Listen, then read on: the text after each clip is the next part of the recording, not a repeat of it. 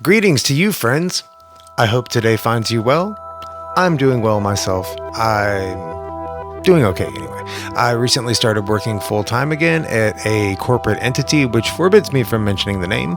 So that's fun. I mean, it's not really fun. It is what it is. It's a paycheck, and it lets me keep doing this podcast. So it's a necessary evil in the world. But at least I get to do this, and that's my little bit of like creative output into the realm of society. I get to do something that's fun for me and hopefully enjoyable for you, and that's really what life's about. At least for me, I like being creative. I like art. I like writing. I like making music. I like talking to interesting people. And holy shit, do I have an interesting person on the show today to talk about just these kind of things. Cathrin Machin, which, if you're not familiar, is one of the most amazing space artists I've come across ever. Her work is absolutely astounding and breathtakingly beautiful. I just can't say enough good things about it. If you're interested in her work, there are links in the liner notes of the episode, and it is amazing. So be sure to check her stuff out. It's too freaking cool, for real. I've recently been immersing myself in Buddhist studies, hopefully, which will culminate in a few years with a little bit of diligence and fortitude in a meditation facilitator training that will end up with me being a meditation facilitator. That's the hope, anyway. That's the goal. It's good to have goals, no matter what they are. And don't let anyone ever tell you that you can't accomplish your goals, because you can do whatever you put your mind to. And that's kind of the point of this episode. So, without further ado, Cathrin Machin. You might catch yourself sliding in and out of a hallucinatory state. Just relax and enjoy it. Just relax and enjoy it. This is an experiment in mind formation. Information. Forming, controlling, operating your mind and your brain. Using digital techniques to overload, scramble, confuse, unfocus your mind.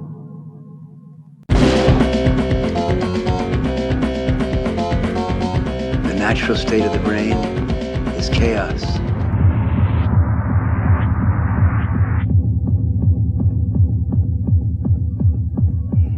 Chaos is beautiful.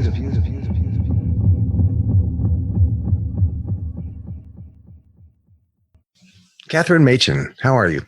I'm amazing. Nice to see you. It's nice to be seen. Man, your art is incredible. I came across you on Twitter, and I had never heard of your art or you before, or seen your art, and it just kind of popped up in my feed one day. I'm not even sure how it got there, and I was just blown away. And then I started like reading about you a little bit, and you used to be a video game executive? Yeah, I used to be an executive producer at a video game company. So like basically running entire game projects. That's my real job. Yeah, cool. Yeah, real job, right? It's those air quotes. How did you transition from being a executive producer of video games to artist, to painting the most incredible space art I've ever seen? So, and I feel like this is the secret to most people's success, actually. So people should take notes at this point. But I had a massive nervous breakdown, which I know it sounds awful, right? Everyone reels when they go, but for absolutely the best hard reset anybody could be afforded. And I feel like everyone needs to have at least one major one in their lives. Schedule it in if you've not had it yet, because what it does is it's a moment where you're like, I can't continue down this path. I need to do something more meaningful for my life, or whatever causes it. But yeah, that was the beginning anyway. Right. And when was this exactly? So I believe so about 5 years ago, just 4.5 years ago. Okay.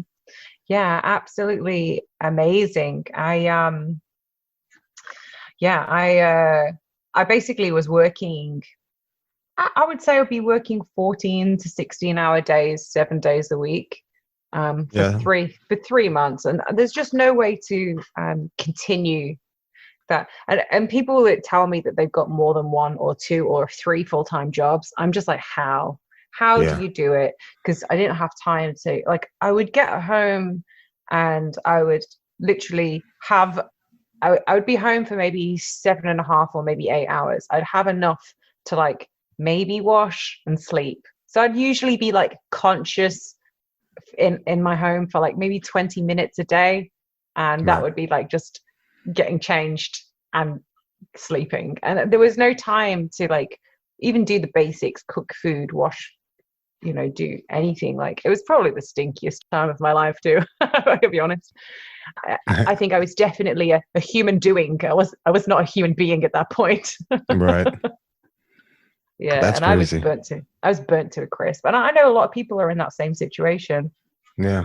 Yeah. I can identify with that. I've worked multiple jobs before, and it'll get to you. Working those long days like that, it just beats you down until you're not even yourself anymore. You're just kind of just on autopilot, just a shell of yourself, just kind of walking through life. 100%. And I don't. Definitely not being. In many respects, it teaches you a lot about yourself, but it's just not. It's not a way that I would advise anyone would want to live. Like, why would you do that to yourself? Right. What is the point? Do you think that most people just don't know they have a choice? I don't think I knew I had a choice. I was forced to have my choice out of. I had such a bad nervous breakdown that I couldn't. Like, I finished my game project. We won 2015 best video game or something like that in Australia in the IGN Black Beta Awards and so on. Okay. Like, it went well. And I held it together just until the end. And we'd done the Steam PC release and we were about to go into mobile. And then they were like, right, straight into mobile. And I was like, hell no. Hell no. I'm out. I'm like, I'm that meme where they were flipping tables and flipping paperwork. I was like, I'm out. Like, I could not mentally, I couldn't take it anymore. And I'm grateful for the opportunities that it gave me and all the skills it gave me, but I would not go back. And I remember thinking to myself, like, wow, I spent 10 years building this career. It was my everything, right? And then basically I can't go back into the industry because everything I would do, I would be overqualified for. Mm-hmm. And I was like, that's it. I wasted 10 years of my life. I remember thinking that, and I just was like, I didn't know what to do. And it's not like I transitioned straight into doing artwork. Like, I was a cleaner. I scrubbed people's toilets for a little bit. Nice. I waited on tables, less than minimum wage. Like, I don't think I'd ever had a job less than minimum wage at that point, which is a privilege I didn't realize that I had. And I think we all have those moments. I mean, I did wait on tables when I was younger, but not like, whew, man. And, to go from a video game executive to waiting tables, and scrubbing toilets. It's quite a transition, and then to a successful artist from that. That's it's a really good. It's a good bounce back. Yeah, sure. At the end of just after, and it's fortuitous timing. I was going off to Peru straight after. We'd actually scheduled this sort of holiday in to go and do some shamanistic retreats with my big brother, and it was just good timing that came. I had the nervous breakdown. I decided to quit my job, and then I was suddenly thrust into a retreat, which, I don't feel like I could have lined up a better time frame to do something like that. Right. And I spent 10 days sort of blasted into the cosmos mentally. And I came back and I was just a forever changed person. I didn't know what I was going to do with that information. So I was just like, I'll try anything at this point. I was like, scrub some toilets. I'm like, what can I do? I'm taking it was an ayahuasca retreat, right? And it was really, I didn't even know what it was before I went, to be fair. Oh, wow. I looked it up like 3 or 4 days before I was due to go. I knew I was meant to have some kindness. They were like, don't eat like processed meat or anything. Don't do any of that stuff. Right. I think a No week. sex, no tobacco, no, there's all kinds of, yeah. Right. It's interesting. Yeah, there's the dieter, which I did not follow because didn't know what I was doing. And 2 days before I was like, oh yeah, I suppose I probably shouldn't eat burgers. And then obviously we're into this, and I remember my first experience, and I was just like, it gets to the point in the night when the lights go dark and you sit there in quiet contemplation, and and then obviously the tea that you drink starts to take effect. It didn't take effect on me very quickly, potentially because I hadn't followed the diet particularly well. I think I drank three or 4 times that first session. And I just remember everyone starting like wailing, or going through their own internal process, sometimes vocally, sometimes not. And I just remember thinking, because it hadn't hit me, and I remember thinking, like, is everyone an actor here? Like, they're making me sit up. And but my brother was there, and I was like, well, I know that he's legit, but like I didn't know anyone else at the retreat. And it's funny because I just remember thinking, because and this is the worst, my now ex-partner said to me, you're going to die. This is going to kill you. Right. Oh, wow. Which is a great thing to go into. Yeah, I was about to say, that's a great thing to put into somebody's head before they go. Yeah, wow. So I remember kind thinking, of a jerk like, move. well, like I genuinely thought that, like, he was trying to protect me, right? It doesn't know any better. It done one of those things that a lot of people do, which is read a lot of newspapers, which don't know a lot about this kind of stuff. Right. And of course, the media like to catastrophize a lot of this stuff. Not to say that there aren't ever issues. Of course, there are some legitimate things, but so I just remember thinking, like, am I dying? And yes and no. Yes, I mean, technically, aren't we all? Right. Well, the old you was dying as well, right? Yeah. I mean, that's kind of like, the spiritual growth of it. Like you go into it, as one person and emerge another entirely because of the experience, really.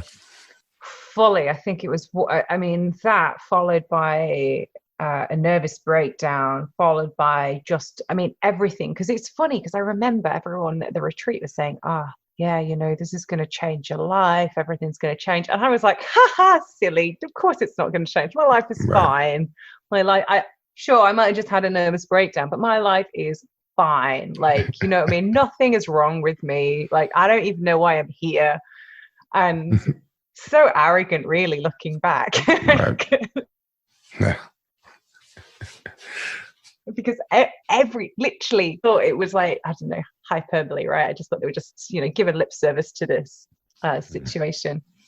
But funny. But I remember, and we did the integration at the end the next day at sort of 11 o'clock in the morning. We did this integration, sit around, talk about what you go through. And I was just talking about how I saw a lot of religious iconography that I was very uncomfortable with. And then I thought I was dying. And then all these other people were talking about, like, I turned into a dragon and I felt so powerful. And this other person was like, I had this mind-breaking realization about my childhood. And there was me just thinking, God, I just literally sat there twiddling my thumbs thinking, is this death? Like, what am I doing? And then I was like, wow, okay, you can actually work with this. Like, you can go places. So the next session, I was like, so we did 4, I think. The next session, I was like, right, I'm not going to waste any more. Like, I feel like I wasted that one seeing everyone else's experiences. Right. So I was like, okay, I went in with the intention of, like, how deep can I go? Like, where will this take me? And I just got blasted into the cosmos. I had these realizations about God and reality and existence and purpose and meaning and life. Like, I felt like I was shown this massive playbook. And I would describe the experience as going into this grand library of all knowledge that ever exists, but you can only maybe take out 2 or 3 books. And the first time I went in there, I didn't realize I was in a damn library. I just thought, I didn't know what was going on. Right. And it's funny because like people ask me like, would you go back and do it again? I'm like, wow, there's a lot of unread books there, I promise you. You have no idea. Like, yeah, you can never absorb all the information that's available there. No, But yeah, like you said, just trying to bring it back with you is the most difficult part, trying to translate it, especially so brilliantly to paper as some, or canvas as some people can do. It's pretty astounding. That connection I had with the universe was so impactful and so deep and so just like when you have this flash of inspiration and it feels like your body's been hit with lightning and everything tingles and you're like, whoa. It was just like, I call it epiphany juice, because it was like that consistently. And I realized that, wow, I got to connect people to the cosmos in a meaningful way, because I feel like a lot of our meaning is derived by sitting under the stars and telling stories about where we came from. It's all human history. But yet we are living under light pollution. You can't see the stars. Most people, like 99% of people in the US, live under light pollution. And I think a lot of us think that, and I think that's a problem. The stars are being stolen from us and we don't even realize it because we're so used to not being able to see the stars. It's just, we're like, oh, you see those photos of the Milky Way and people, I remember having this poll, like, have you ever seen the Milky Way? And people were like, wait, you're meant to see that? Like, isn't that just like a camera trick? And I'm like, right. No, you're meant to see that with your eyes, like that.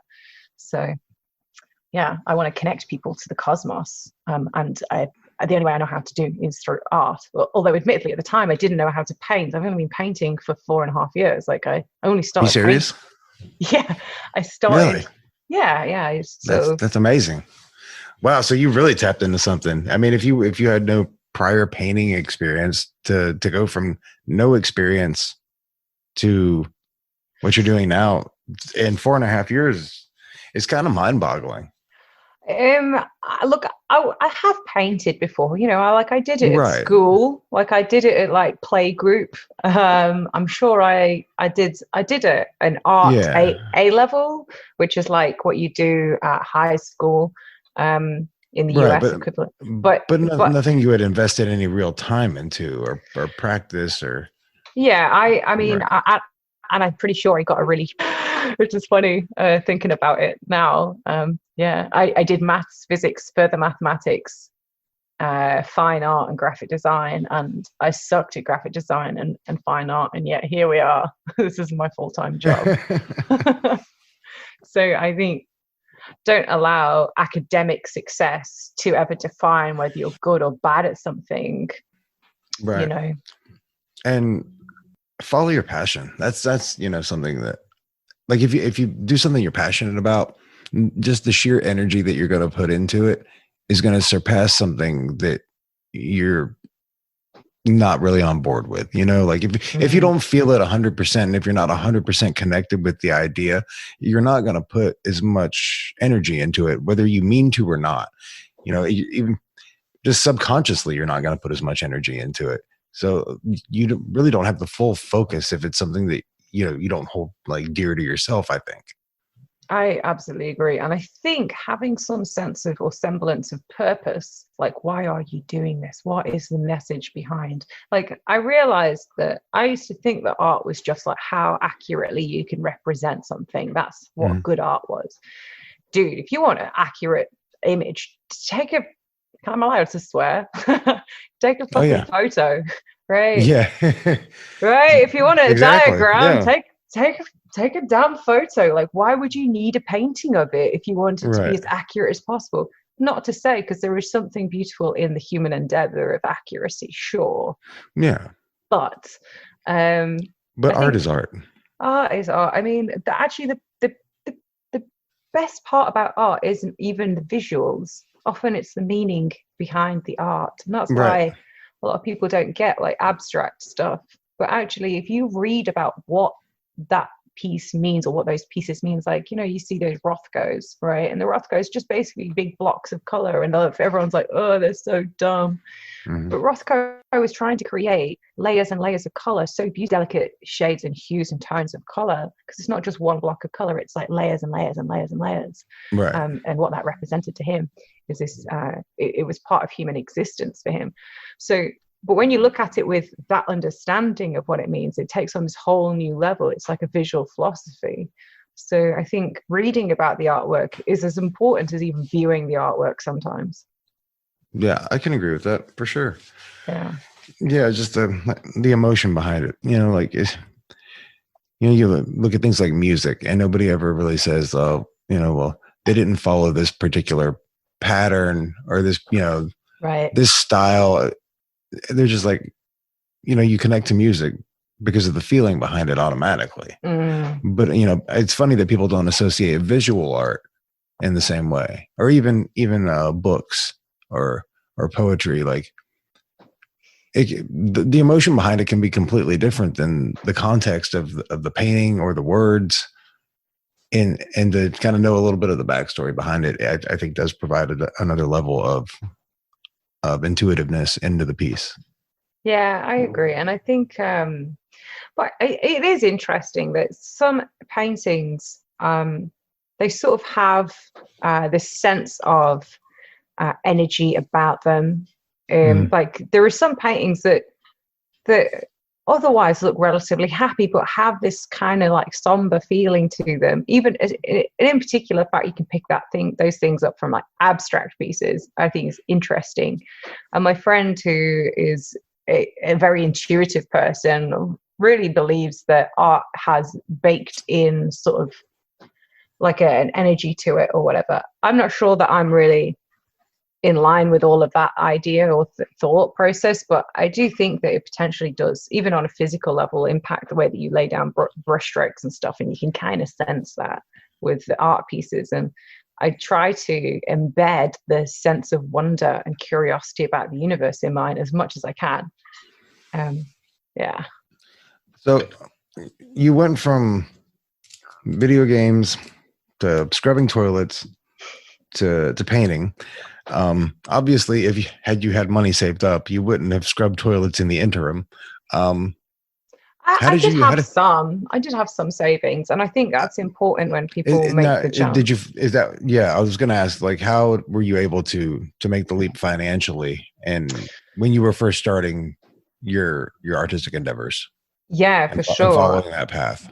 So, I mean, I was lucky that I was in a relationship with a supportive partner. And I think that I don't want to, take away from that, because I think he really helped. I also had some savings, but not a lot. And also I'm very fortunate, I'm in Australia, or the UK was where I was born, but both have like free automatic healthcare for everyone, right? And I know that is not the case for people in the US. That is not the case. And that is a major stopping point, because it doesn't matter who you are. Literally, the way the hospitals work here is you just walk in, you say your name and your date of birth, and that's it. You're in, you get treated, you go, you say goodbye.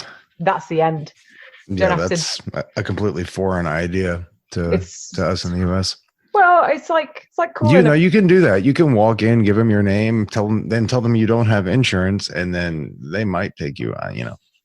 Right. But it's a maybe. It's like how you experience fire engines and fire services. You got a fire in your house, you call them up, they come put the fire out. That's it. Thank you very much. That's basically the same as healthcare. And I know that is a massive differentiator between people in different countries, because me making a jump doesn't end up with me in physical danger, right, in a sense. And I think that's important to recognize, that different countries have different base levels of social security and support and all of that stuff too. So I was I would say that I was probably about as privileged as you can get, really. I had access to the internet, I had a home, I had some savings, not a great deal, and I had a partner as well. Again, I still had to take a side job and stuff to make it happen.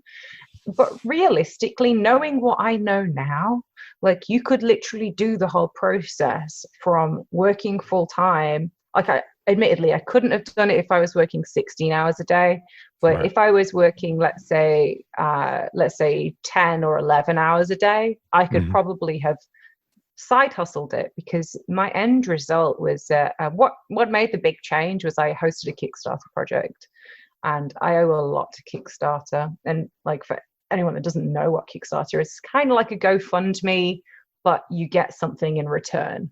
So Right. you pledge $25 and you get, you know, a small print. You pledge $100, you get a bigger print, you know, like that kind of setup. Right. You get to choose as a creator what your levels are, what the rewards are, and so on. Yeah, did I And see something about you doing like trying to do 10 different Kickstarter campaigns in 10 years? that's right. Yeah. It's the plan. I'm a little behind schedule, but that's okay. That happens. That happens. I'm supposed to put one of these out a week, or that's my deadline that I've given myself, like one a week. Let's do one a week.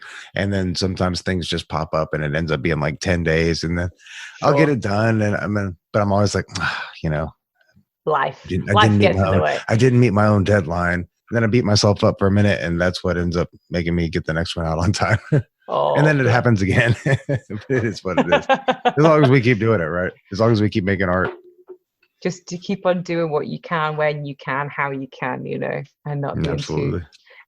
So I'd basically, while I was cleaning toilets, while I was working tables, while I was doing all of this stuff, I was probably spent, look, accurately, I would say about 3 hours every Saturday. I did that painting for 8 months.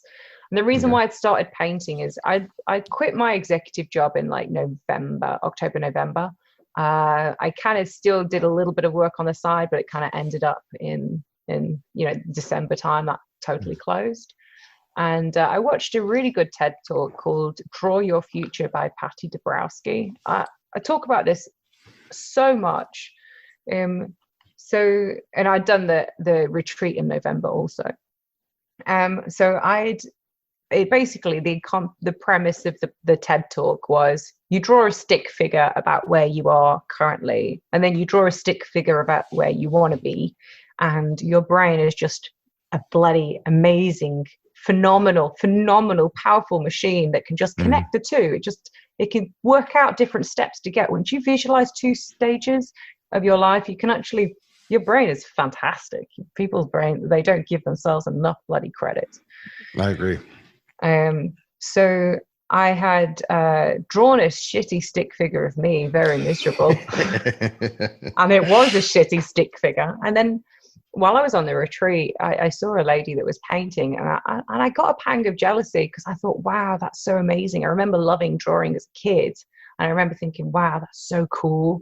I wish that was me, right? I wish people were like oohing and ahhing over my artwork. I couldn't paint, granted. At that time, I didn't know what I was doing, but I thought, wow.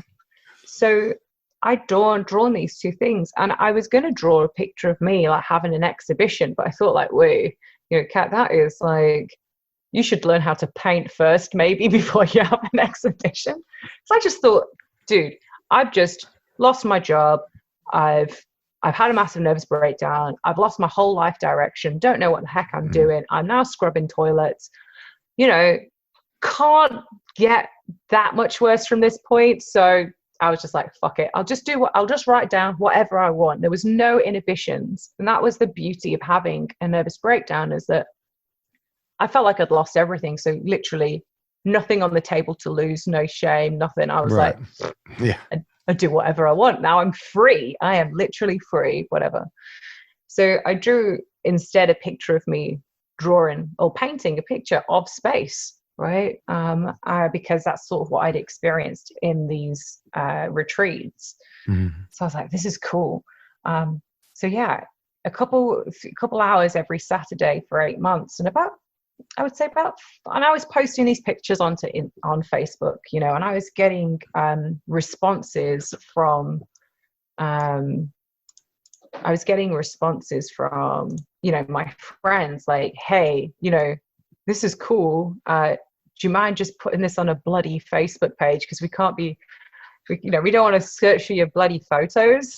Just put them in one place, for God's sake.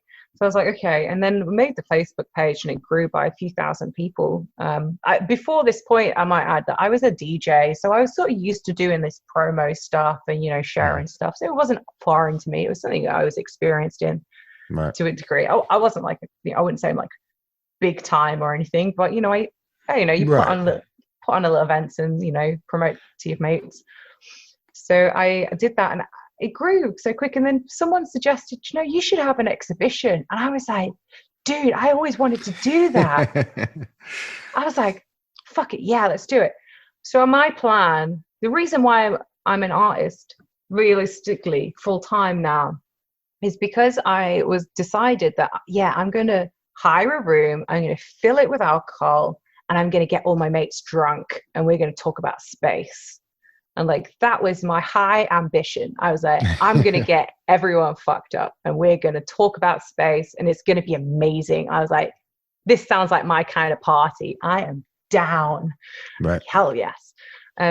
Because also going to the psychedelic realm, it had changed my music tastes. I used to play like hard trance and hard style and very, very hard, angry techno. And I wanted to play more psychedelics. So I'd sort of lost part of my music aspect, and part of what I loved about music was literally going out and partying and having a good time. Like, do you know what I mean? Just the smiles and the joy and the dancing. I missed that. So I was like, right, room, alcohol, space, let's do this. And I was like, I calculated that it would cost about $4,000 to do all of this. I was like, right, okay. And at the time I was actually getting married. We're now separated, but and of course, so all of my savings didn't go towards my living expenses. They just got, spent on the wedding mainly, because, they're just, it's the happiest day of your life. Give me all your money. What the fuck is that about? So I was like, right, let's do a Kickstarter. I hadn't sold any artwork. My artwork wasn't that great back then. It was, I would say it was highly average. I definitely think there will be millions and millions of people better than me, for sure. So, I just did what everyone else did. I went to YouTube and I typed in, how do you paint, right? Or how do you do this? Or how do you do that? Like, how do you mix colors? Blah, blah, blah, whatever. And then anyway, so I decided I was going to do this Kickstarter campaign and put it together. And but over the space of 8 months, and literally it was like 3 hours every Saturday, I'd just been doing bits and bobs of painting and, writing up the campaign and, getting the artwork scanned and like making prints and all of that stuff. Like, I'd done all of that stuff over 8 months, and literally it was just a few hours on a Saturday. So knowing that now, you could literally create a campaign for yourself, and you don't even need to quit your job. You don't even need a nervous breakdown. I mean, that helped me, but it's definitely, I don't feel like you need to be like, right, step one, homelessness. No, you don't need to do any of that stuff, right? You can. And also I think this is important, because I do joke about it, like that you need a nervous breakdown, but you don't need to let it get that bad. If you're not happy in your life, you're okay to change it before you get to that point. Like, it's not the rule. Yeah. Yeah, it doesn't have to get that deep before you initiate some change. I'm just stubborn, obviously. Yeah, I was about to say, some people are just stubborn. Some people, it just doesn't click for them until it's like hits them in the face, and they're like, oh, maybe I should do something different. Yeah, I would put myself in the I'm fine category, Yeah, in the middle of a burning building. I'm okay. Everything's fine. I hate my job. I have no social life. I'm fine. My love life isn't perfect. I'm fine. I think we're taught that as a culture. I think we're just taught to stuff everything down and just smile and I'm great. Everything's fine. Everything's good. Yeah. Just, absolutely fantastic, and just be dying on the inside. Right. And I believe in being positive. I believe, in not like specifically, searching for negatives and being angsty and angry, but I think also you have to be a realist at some point and just be like, okay, yeah, I don't want to be negative about the situation, but frankly, I'm not happy. That's a fact. Let's change it. Right. So yeah, I'd then put on this Kickstarter campaign, had made no anticipation of making more than $4,000. I thought that would be it. And we made that $4,000 in like 8 hours. And I was like, shit. Oh, wow. I had no contingency for anything more than that. And I lived on a cul-de-sac. And like, so you were only in the street if you needed to be in the street. Right. And it was just mad. So we had this situation where, the neighbors were starting to place bets on where they thought it would end. So we're like, oh, yeah, I think it's going to end at 20,000. Someone was like, oh, I think it'll be 30, and then 40, and then 50, and 60. It bloody ended at $70,000. And I had this moment where I was like, holy shit, all this time I've been looking for what is my job. I was like, this is my job now. This is my job. Like, this is my living. Right. Holy shit. Now I know that doesn't happen for everybody. There's a lot of campaigns that don't, and I think that learning how to, honestly, the best thing, I did go to university, but I didn't finish my degree. I went and studied engineering because I was trying to avoid being an artist. That's a long story. But the number one thing I actually learned from being at university was, while I was DJing, was learning to promote myself in events and talk about the things that I was passionate about, which was music at the time. Like, it's funny, like looking back, you think, oh, that was such a divergence from the actual important thing that I was there to study, a serious subject of engineering. But actually, the thing that benefited my entire life wasn't even that. It was me getting, going out and partying with my friends. Yeah, not a lot of people can say that. Not a lot of people can say that one. Right. Yeah. But see, you pointed out something, and, you said that that's not going to be, the typical response for everybody. And there's a lot of campaigns that don't succeed in the way that you did. But one thing I wanted to point out is that 100% of people that don't try will never get anywhere. 1,000,000%. And you've got to take that first step. You've got to step out of your comfort zone and just try. You just got to show up and participate and just. Yeah. I mean, if you don't try, you will never succeed. And you might fail the first time. You might fail the 5th time. You might fail the 20th time. But eventually, you're going to learn enough from your failures that you're going to succeed. Oh. You know what? So true. So true. And I think life is defined by not how many times you get knocked down, but how many times you get back up, for sure. Yeah. It's true. So, we'd done this campaign, served the campaign, and then obviously I thought that was a massive fluke. So I went back to waiting on tables. I was in an Indian restaurant, and like I stunk of curry. I love curry, don't get me wrong. It's actually my favorite, but like I reeked. I mean, I joke about, when I was in a game dev, that being my stinkiest part of my life, but I think I would disagree. I think this was my stinkiest part of my life. For sure. And Australia is a place where they don't tip as well. So it was I love job. I love the job because I love people, right? And it just meant that I could talk to people and obviously serve and work hard as well as you're doing it. But yeah. And then I was like, something in my mind was like, hey, that Kickstarter campaign, you should do that again, because that definitely beats waiting for less than minimum wage. Absolutely. So I was like, let's do this. So I thought 70 was absolutely bananas. Like, who the heck does 70? I thought 12, that seems more reasonable. So we went and did the second campaign. And aim for 12, and we didn't make 12. We made, like, this is in Australian dollars instantly. We made $289,000 for a second campaign. And I was like, shit. What is reality? What the heck? Yeah. Like, holy shit. Yeah. And then at this point I was like, right, I need to hire a team and all this stuff. So I think that's astounding.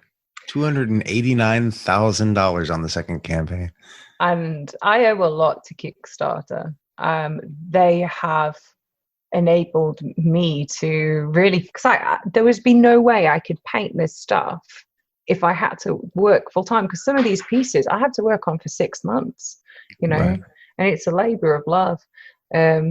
Although admittedly, in some cases, it's because there's some airs of procrastination, because I've got to this awkward part of my career now where people refer to me as the best space artist in the world, which I don't think I am personally. But now there's all this pressure. It's like, I don't want to paint anything in case it lets people down. And I've recently overcome that procrastination because I realized that you just have to detach yourself from the end result. That was the most liberating thing. Basically, I could boil procrastination down in two parts, right? Okay. It's the part that pulls you forward, as in the need to do it. Sometimes it's because you've got kids and you don't want to let them down. Sometimes it's because you've got bills. Sometimes because it's a screaming deadline, right? Sometimes it's because you watch something, you're pumped up and you need, right? But those can ebb and flow, you know. Deadlines aren't always there, you know, and other things aren't always necessary, you know. So sometimes if you watch something you're really pumped up, or the energy of starting it, that can subside, and then you've got the opposite force, the thing holding you back, which is almost always fear of failure, fear of judgment, you know. I don't want to, and it could be for anything, right? I don't want to do, like, because here's the things, like, a lot of people are like, I don't really want to study because I might actually fail. And it's easier to say I failed because I didn't study than I failed because I'm stupid, right? Or it's easier to say, I just don't have a girlfriend or a boyfriend or a partner because, you know, like, I just didn't really put myself out there. It's a lot harder to say, I put myself out there and I tried really hard and no one wanted me. Of course, you know, you try hard enough, consistently enough, and it will happen naturally. But there is always that inner fear that you're going to fail. I mean, that's natural human instinct. Fear is the most prevalent emotion, I think, because even things like hate are just fear translated in another way. So fear is a huge one to get over. And for you to be able to do that is massive. And to be able to recognize that in the first place is almost even more massive. To be like, I have this blockage that's preventing me from doing what I need to do, and it's fear. And to be able to admit that to yourself is big as well. So now when I notice myself procrastinating, I stop saying, why am I procrastinating? I literally have changed the narrative to, like, well, what is it I'm scared of? Amazing. And you sometimes have to bury deep down to get to the point, and you're like, okay, that's interesting, I didn't know that about myself. And basically, if you give too many fucks about the end result, you will cause procrastination. And I know a lot of us go this whole route of, like, perfectionism is important, we like wear it like this badge of pride, but actually perfectionism is debilitating and it's not totally unhelpful. And I think we also have to recognize that you can have high standards and still not give a fuck about the result. Right. Yeah. You know, and that's the thing that set me free. After the second campaign, I didn't paint for 6-7 months. I just could not bring, and I like to do this thing called executive procrastination, right? Just like, I don't do this, like, you know, go on TikTok or whatever, go on Instagram. I would be answering emails and responding to messages and stuff. You know, I'd be doing useful stuff, which wasn't, it's just busyness bullshit, you know. Suddenly I have paperwork I need to sort out. Dude, you're not going to die if that doesn't happen. But it's like this busyness that we get ourselves into. So I'm like, I'm not procrastinating, I'm fine. I'm not achieving, I'm not moving forward in my whole life. My life is still, it's like treading water in life.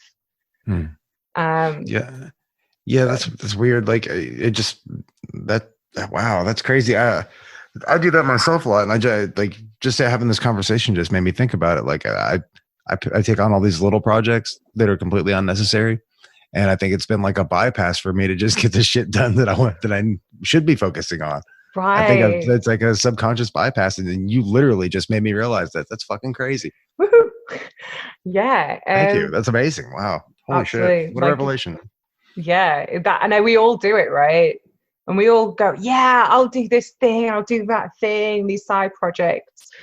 And there's two things that happen. Either your drive to do it isn't in line with your purpose, or you've got some fear holding you back. And if these things are unbiased, like, you can have fear, right?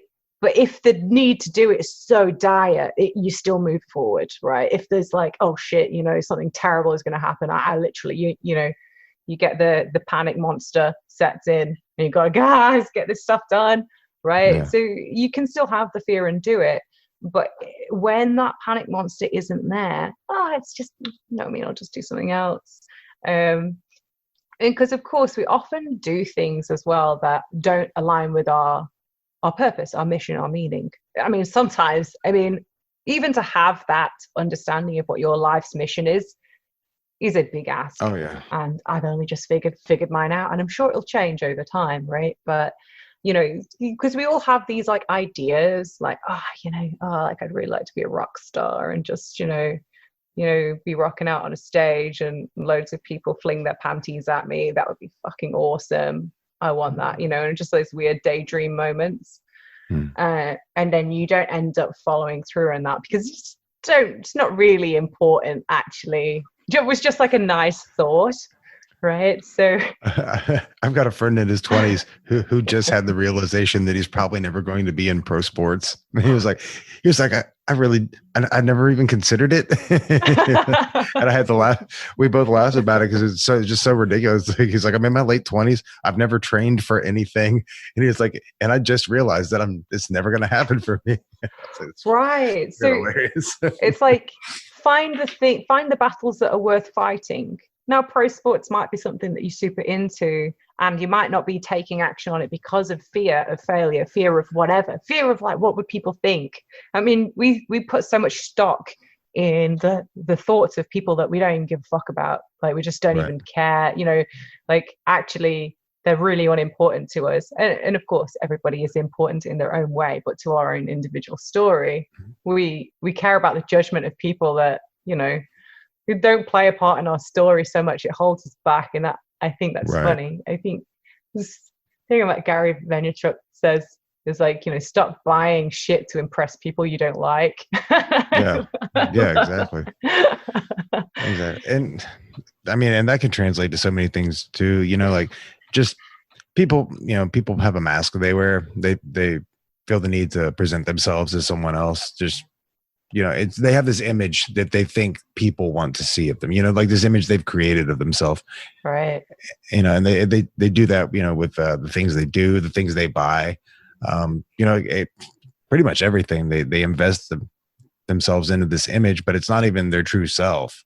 And the fact that you were able to tap into like this huge part of you, like really you, like you're not, I can tell just by looking at your art and talking to you, like, this is who you are. Like, you are fully, your art is you and you are your art. And I really appreciate that. It's very refreshing. I love that. You know what? Someone told me something really important. I don't even know where I heard this, but every piece of artwork is a self-portrait. It's not necessarily of your face, but it's of your deepest desires, of your thoughts, of your curiosities, of your fears. It's laid out. And I was like, look, it goes back to what you were saying. It's not like it is a self-portrait, but not in the sense it's a portrait of you as a person, not the visual you. It's not that direct. Like you said, if you want that, take a picture. Well, like, even I don't want to get really like deep here, but like, feel free. Who am I? Like, do you know what I mean? Right. I like, this is my arm, this is my body, this is my face. These are things that belong to me. So if these but that's not you. Right. If these physical things belong to me, then who even am I? Right. Well, you're nothing but consciousness. Right. I'm just this observer.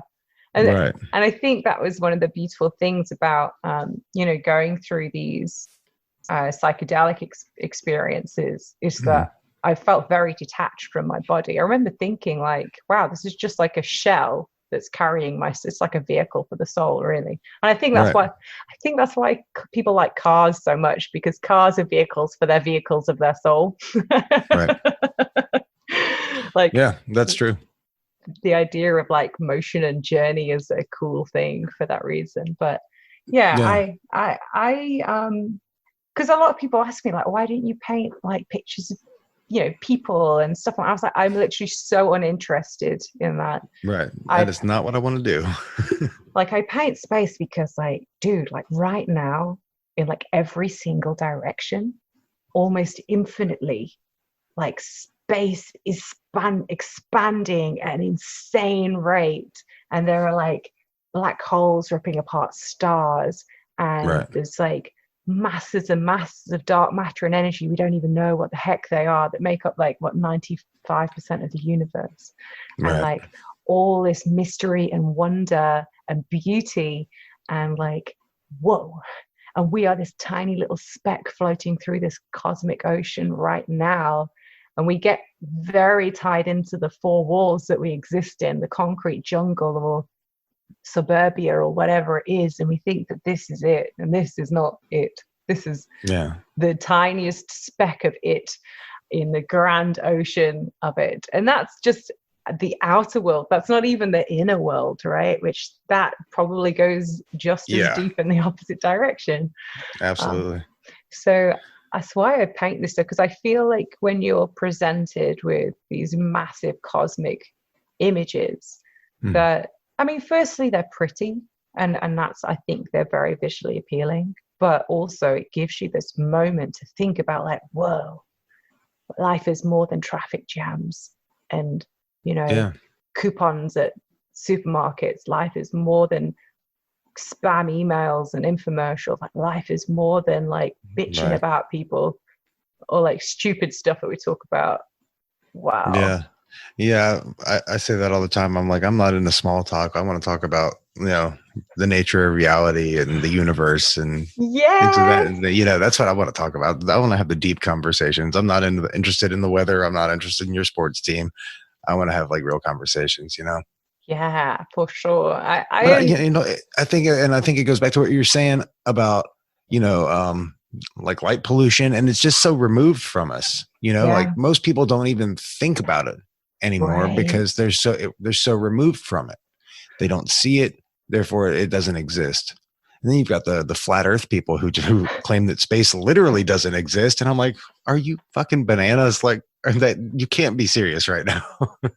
I love it, man. I like whatever you get, like a crazy conspiracy theory, like that, just one up it. I think I said something like that. And then we're talking about the moon, and someone said, don't you know the moon is just a projection from China? It doesn't really exist. I mean, and I was like, dude, you believe in China? No.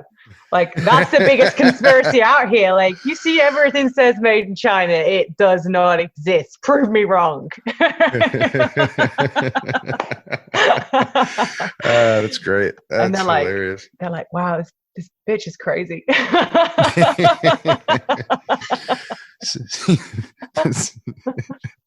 Well, they're not wrong. We're all a little fucking crazy, right? Oh, for sure. Like, we're still working it out. Yeah. Was that the retreat you went on, the first one after your breakdown, was that your first psychedelic experience, or had you? Yeah. Really? No, I'd done other stuff before in my life. I'd done party drugs and stuff like that. Nothing like too hectic, I'll be honest. Smoked a little weed, had a few uppers. Had a good dance around, but I'd never done a psychedelic. I mean, wow. Wow, that's crazy. So I can't even imagine DMT being my first dip into psychedelia. Well, it's like just diving right in. Just diving right. That's bold. Well, I didn't even know how bold it was. Yeah. Like, I didn't. I had no. Had you known, knowing now. Had you known then what you know now, do you think you would have been as apt to go into that experience? I think that it was the best way of going into an experience, in a way, strangely. Right. It's like if you were getting a tattoo and you wanted it on your back, get your first tattoo as the one up your spine, because it's always going to be better from that. Like, that's the worst it's going to get. Right. And when I say worst, I mean, I think that no, I actually don't believe that you have to go to Peru to do it. I did some ayahuasca retreats or experiences in my, friend's flat in London.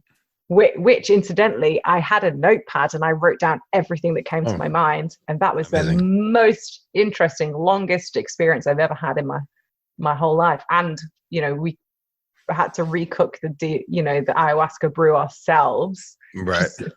Fucking mad, but we did it. Oh yeah, I'm sure trying to do that while you're under the influence is difficult at best. Well, I mean, we did it first. We prepared it all and stuff.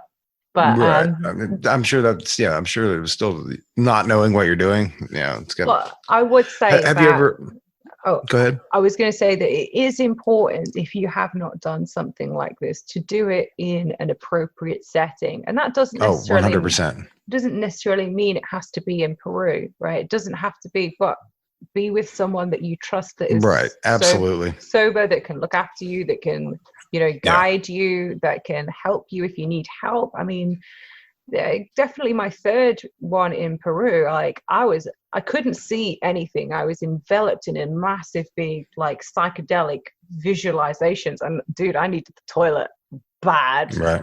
And like, I don't know, shit my pants. So I had to be, and I think, so do it. I mean, in itself, it's as long as you don't mix it with like prescription medication, and you are not in physical danger. So, you're not going to get lost in the woods, or, you're not going to like, don't do it on the edge of a bloody cliff. I mean, it's common sense stuff. Right.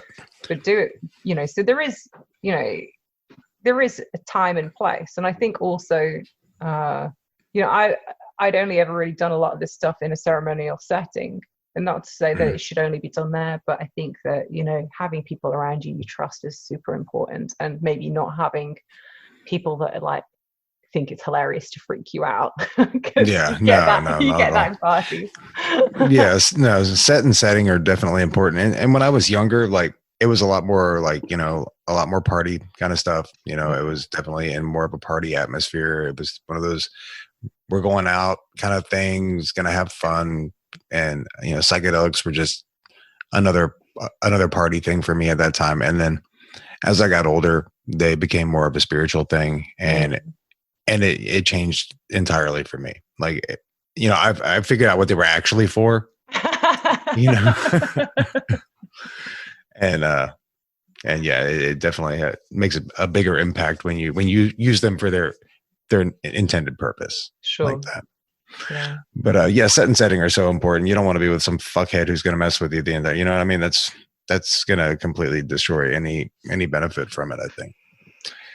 Yeah, for sure. I mean, look, just as long as you're safe, I think it's just, and so as my first experience, obviously, like the first time you come out of an ayahuasca experience, everyone goes, I'm never doing that again. And then everyone laughs because it's hilarious, because you're going to do it next night. Right. Right.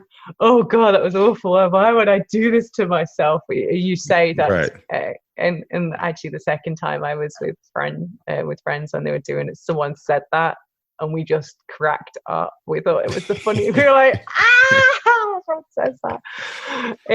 But as far as like DMT, is that the only way? Have you ever smoked DMT? Yeah. So in Changa, bongs and Changa joints, I don't take heroic doses. At best, I take enough, because most of the time I'm maybe taking it while I'm alone, which I don't necessarily recommend, but I don't take enough so I'm like tripping balls. I'll have enough so that the universe feels like it's swimming and I feel a bit more connected. And that's fine for me. And that might just be one toke, and that's me, and that's fine.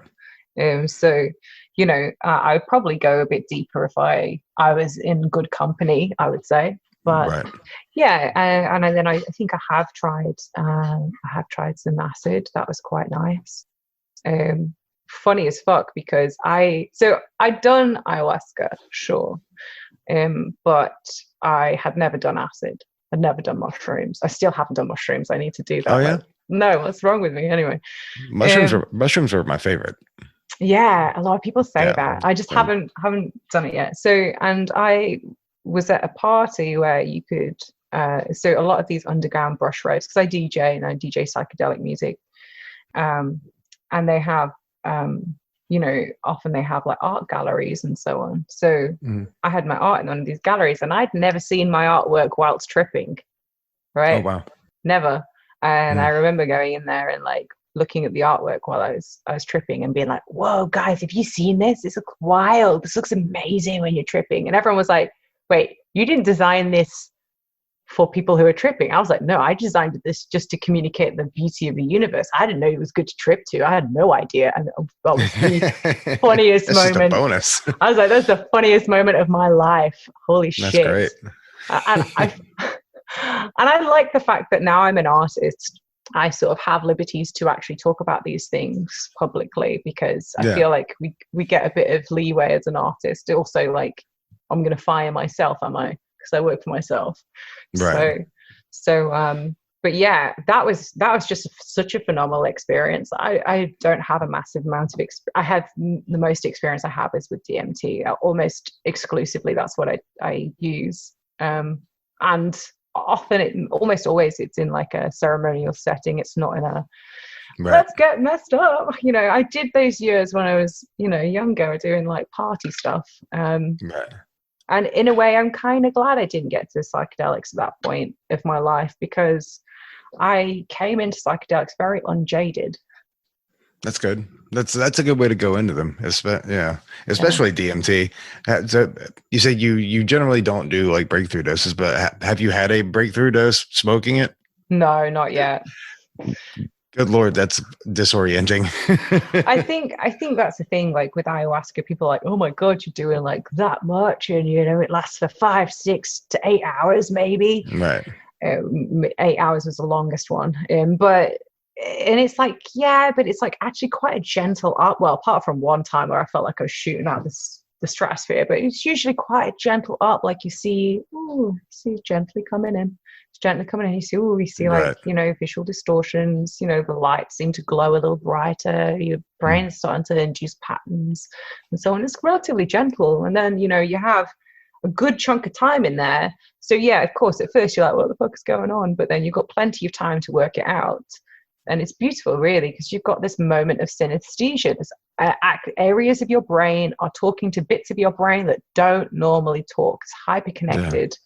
So, you are experiencing all of these weird sensations and experiences, and having, amongst all of this, groundbreaking realizations, because parts of your brain are talking to bits that don't normally talk. You are connecting the dots at such a fast rate. Like I call it downloading when you get into those phases where you're like, absolutely, all this information is coming and you're like, holy shit. Like I'm so grateful I did that one with a notepad, and I know that that's not how you would normally do it, but now I'm always going to take notepads into, and my writing was shocking because could not see what I was doing. So I was fully gone, but yeah, and then obviously it's relatively gentle down and out, and then whereas I think smoking it's like bam, you're in. Yeah, it's like getting shot out of a cannon. It's very overwhelming. It's like this. It's like being on a bullet train, right? But the difference between it gradually speeding up and going off, and then you hit false velocity, and then you speed back down and pull up to the platform, or bullet train that's launched out of a freaking cannon, and it's like, and then you get stopped by a breeze block at the end. You're like, right, it's over, get off. And you're like, what just happened? What the fuck happened? What the fuck was that? So shit. There is, I'm assuming there is definite, use for that. However, often and maybe, look, we're all going to be biased to like, I know how to do this best. I don't really like that, because I think everybody has the way that works for them. But I think I just need more time to work stuff out when I'm in those experiences. How many times have you been to Peru for ceremonies? Just the once in Peru. Just the once in Peru. We did like 10 days. The retreat was called Nimiakaya. Absolutely amazing place. And I highly recommend that as a place to go in Pucallpa. And then obviously different retreats, dotted around the world elsewhere. Right. Yeah. There's so many of them now, and to find to find a good one. A good one and a good review from somebody, like first person, to get the empirical data from somebody who's been there, because there's a lot of kind of, shamans out there that probably aren't very reputable.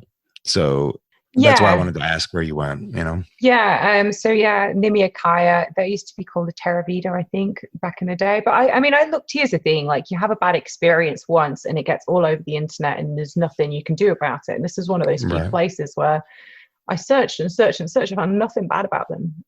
I really, really love the owner, Casey. He's such a good guy. And his partner, just like the general real heart and soul kind of loving, warm people.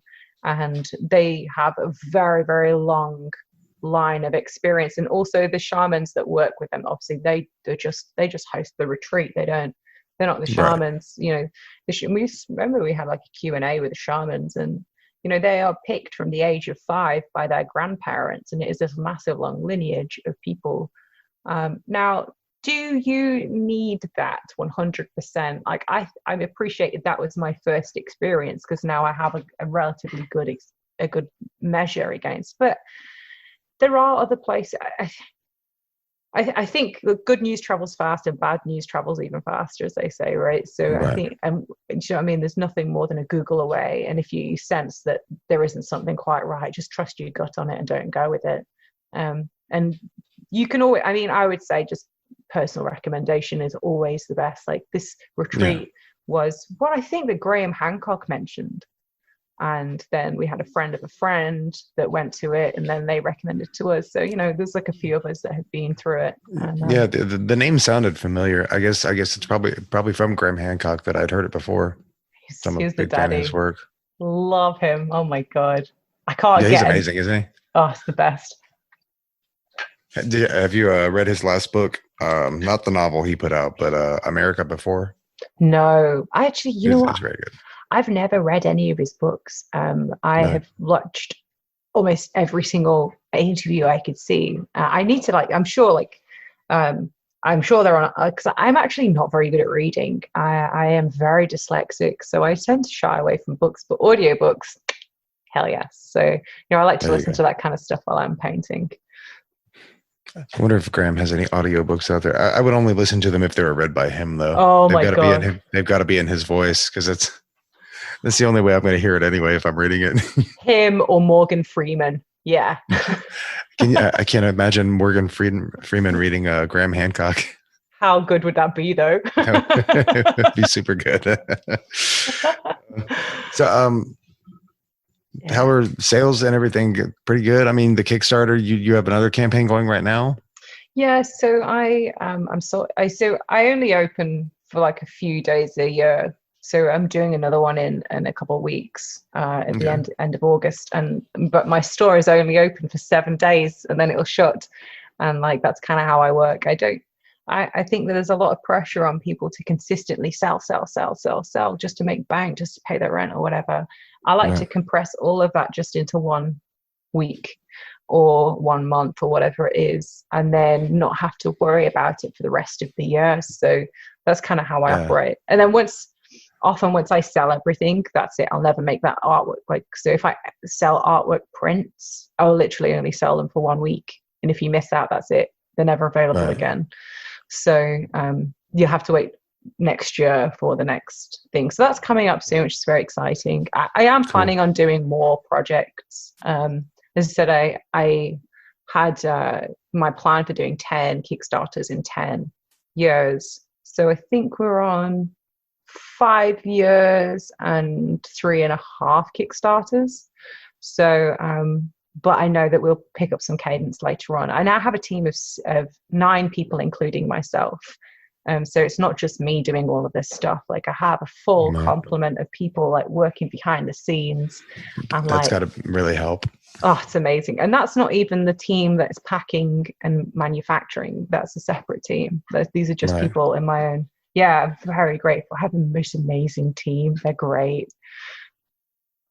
That's awesome. Yeah, that's got to really help a lot, for just being able to concentrate on the art, not having to deal with all the business and shit of it, and the ins and outs of getting things printed, and just having to worry about all the logistics of everything, and actually just being able to paint.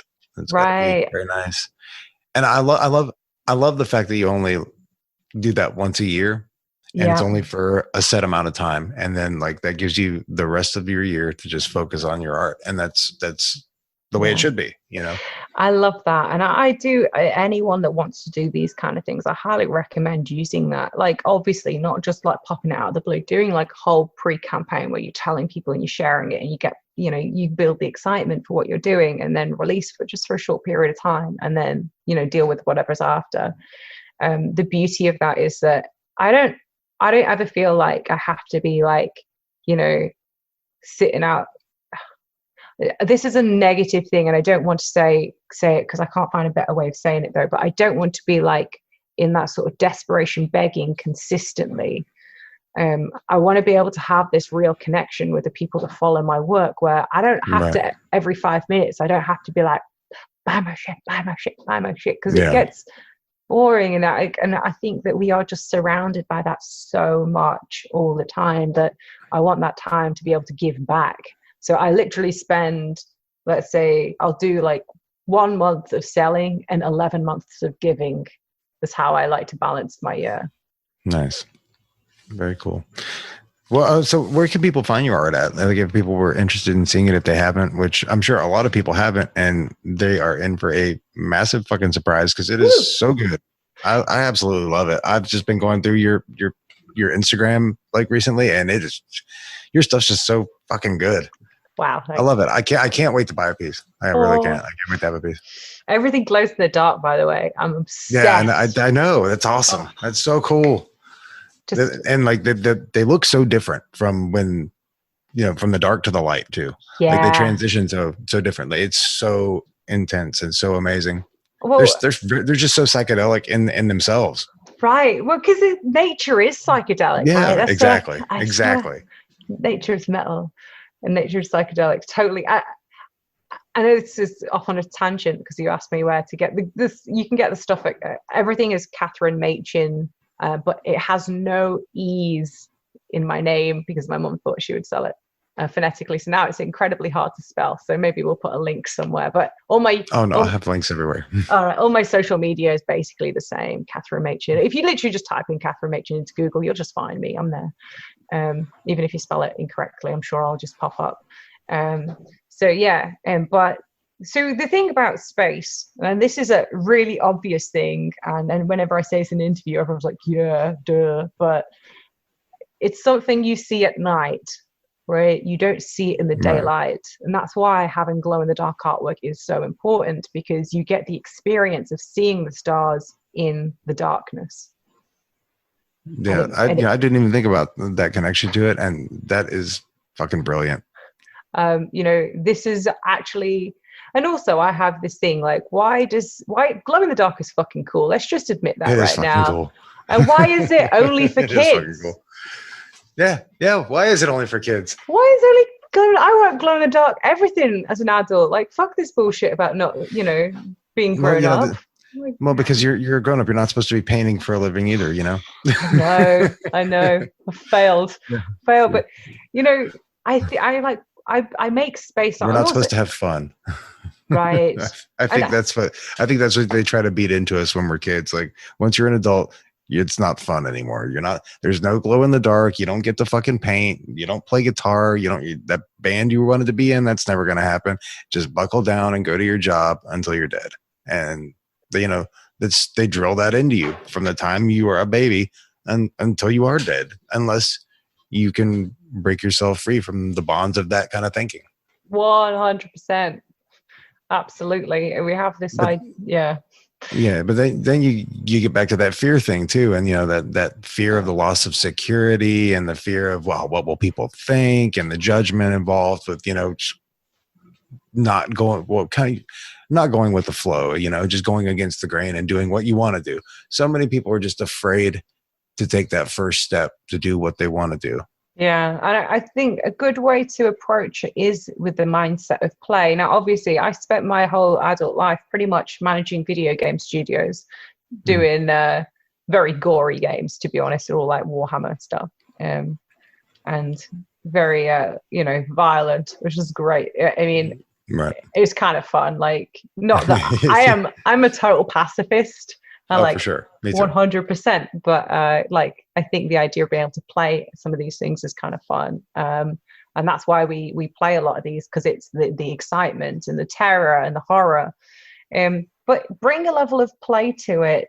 And that's why kids learn so well, is that, you know, as adults, we're like, oh, God, don't want to break it. Don't want to, you know, mess up. Don't want to fail. Ugh.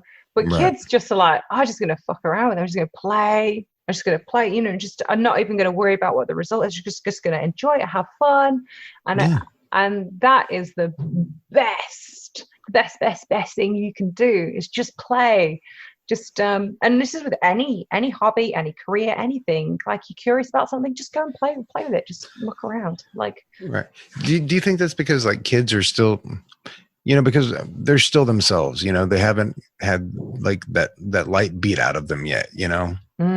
Someone said, you know, if you go to a schoolroom when they're like all 3 years old, and you say, who's the strongest, and everyone puts their hands on it, me, and then you go to that same schoolroom when they're like 8, 9 years old, and you say, who's the strongest, and maybe like one guy will put his arm up and the rest of them won't. Do you know what I mean? There's this like this idea that anything's possible when you're a kid, and then, for right or wrong, obviously. Now, I believe that it's important to understand your own strengths and weaknesses, but your current strengths and weaknesses are not where your destination is. It's just where you are currently.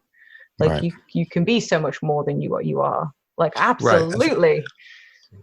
Yeah. I think so many people just don't see their own potential, you know, and I see infinite potential in literally everyone I meet, you know, because there's really nothing that's out of the realm of possibility. And I think, you know, you can agree with that. Yeah. It's like, as long as you're willing to put the time and effort in. And of course, like, it's not like, I would say if I wanted to, it would be possible that I could be that rock star with people flinging their panties at me, which would be great. But that's actually not what I'm interested in. So only because I choose it not to be, or it's not really that important to me, is it not possible. But if it's something that you are absolutely dead set on achieving, you have to be able to put the work in for it. Like, it's not enough to want something and not take action. Like, manifest. This is what people get wrong about manifestation. They think manifestation is just wishing for something to appear and then it pops out of nowhere. I wish it was that fucking easy. Manifestation, like, and I love this thing. Your body as a vessel is the bridge between the quantum world of all potential, all, you know, everything, and the physical world. You are the vehicle between that connects the two.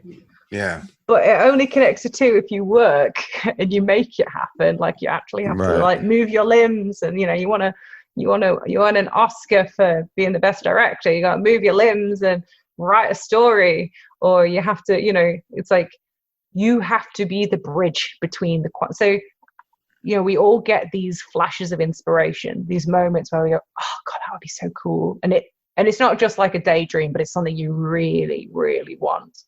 You really, really want it. And like, I often have those, is that if that thought and that daydream stays with me, then for more than like, so if that thought and daydream stays for more than like, let's say 1 or 2 years, I go and do it. No questions. Like, even if it's ridiculous, even if it seems stupid hard, I'll just go and I'll find a way.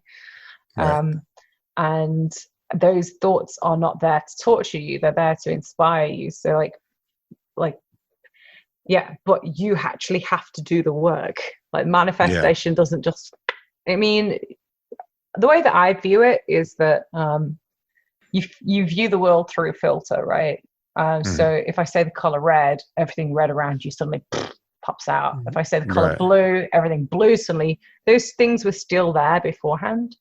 When you want to manifest something, you get these flashes of inspiration. Start focusing on it, because what will happen is those opportunities, let's say the opportunities were the red things, those opportunities will suddenly become more apparent to you, and then you can start to act upon them. Right. But like, you'll start to notice them more. Yeah. I think, you know, what you always hear, what you surround yourself with is what you become. Yeah. You know, so, and I think that's true with anything. Like, if you say, you know, if you surround yourself with people that drink, you're probably gonna drink. And if you surround yourself with, people who are really trying to do something, really inspired people.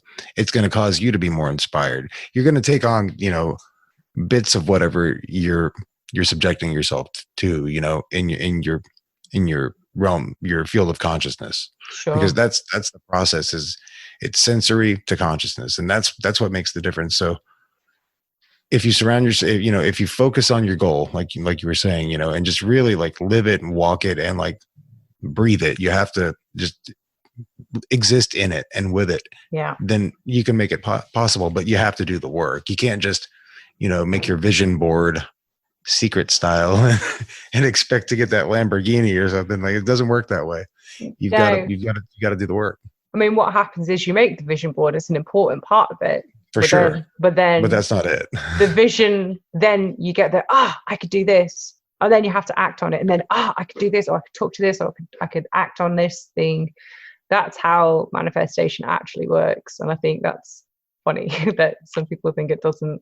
Yeah, but I love this idea. Your human body is the bridge between the two worlds. It's the bridge between the world of the all possible, all knowing, all seeing quantum potential, and the physical world. You are the bridge. Right. Yeah. I love when earlier you referred to it as downloading, because it's the same term I use, because it's really what it is. You're kind of downloading something from that quantum field, from that universal cloud, so to speak. Tesla wrote about that a lot. Like he said, all of his ideas he pulled from the quantum field. Right. It's just, and the human potential is so amazing. Like even now, I find it astounding. But yeah, I think if you consistently tell yourself you can't do things, you're going to be absolutely right. Yeah. Whether you think you can or you can't, you're right.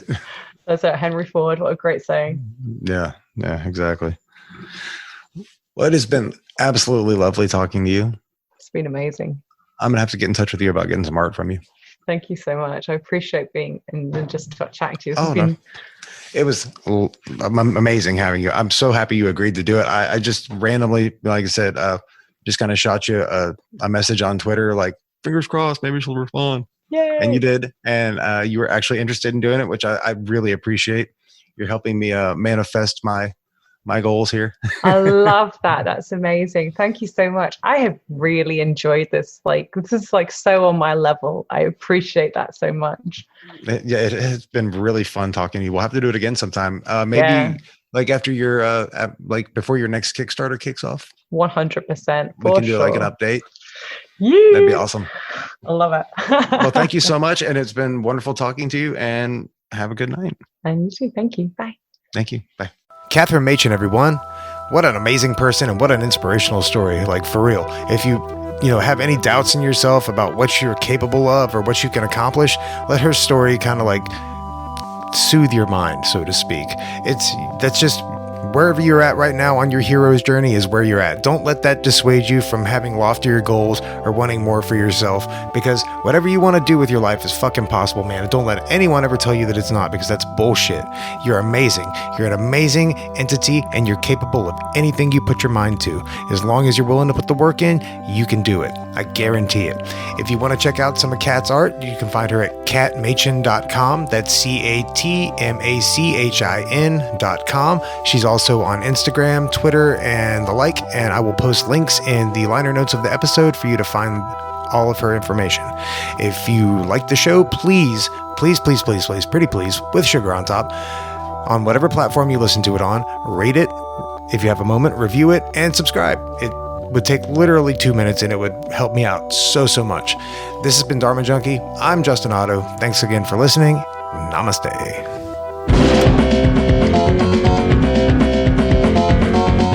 The natural state of the brain is chaos.